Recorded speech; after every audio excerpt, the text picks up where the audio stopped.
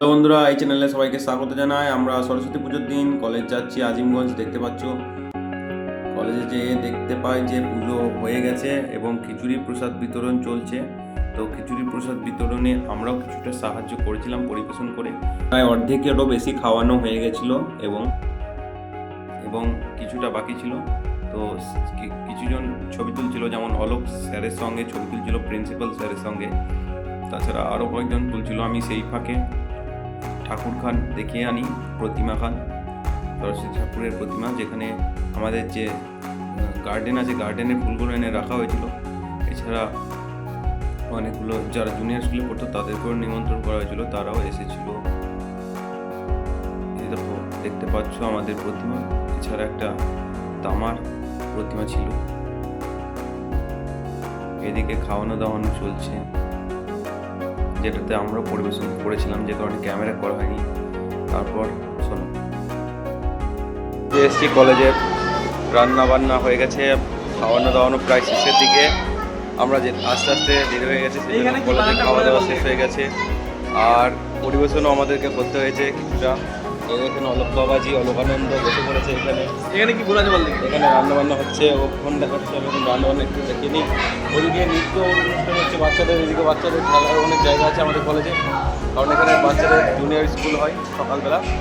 তারপর স্যারের মেয়েরা গান গায় কিছু, এবং স্যারও একটা গান গান, এবং তারপর আমরা 3টের দিকে চলে আসি।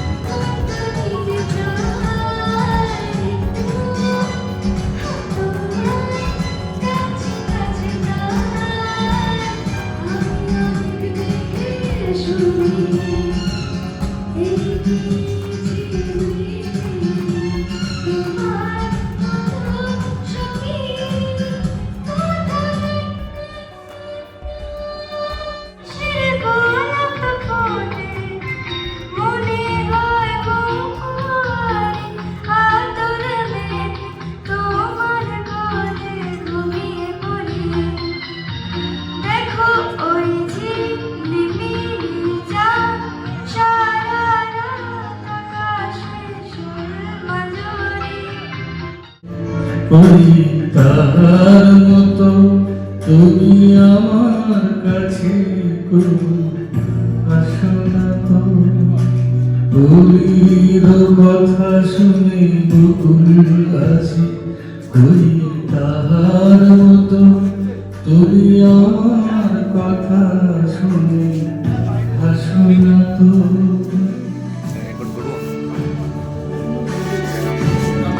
আমরা বাড়ি যাচ্ছি সরস্বতী পুজো টেরে পরিবেশন করার পর। লম্বা করে দেখাতে হবে। এখন আমরা বাড়ি যাচ্ছি,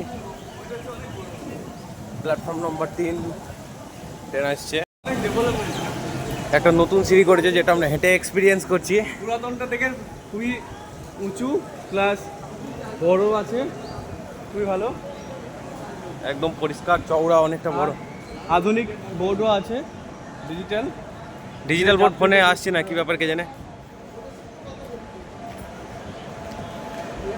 ট্রেন নম্বর 3 নম্বরে আছে, 3:10-এ ছাড়বে। এখন বাজছে 3:06। আমরা লেট পার্টি, সবসময় রিস্ক নিয়ে ট্রেন ধরি।